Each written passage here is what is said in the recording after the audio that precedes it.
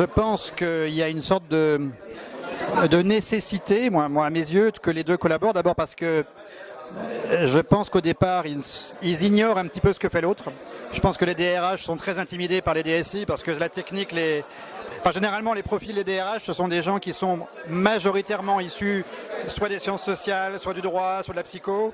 Pas tous, mais beaucoup. Et donc, ils choisissent pas d'être DRH pour s'intéresser à la technique. Et puis, inversement, les DSI sont dans les sciences dures, sont dans le process. Et aujourd'hui, on se rend compte que la transformation digitale, elle est réellement à l'interface des deux. Donc, il y a un intérêt évident à ce que les deux se rencontrent. D'une certaine façon, à ce que les deux mettent un petit peu d'eau dans leur vin. C'est-à-dire que le DSI aille vers le côté culturel, le côté soft de la force, et que les DRH s'orientent un peu plus vers, on va dire, une sensibilisation, pas une connaissance intime, c'est pas l'objectif, mais une sensibilisation de ce que le digital en tant que technique, que science, peut apporter à ce qu'ils font. Moi, j'ai une sensibilité particulière et un goût particulier pour les data. Bon, j'ai un profil scientifique à la base, donc je suis plus sensible à ça, mais je pense que notamment dans le domaine des big data, les RH ont énormément à gagner.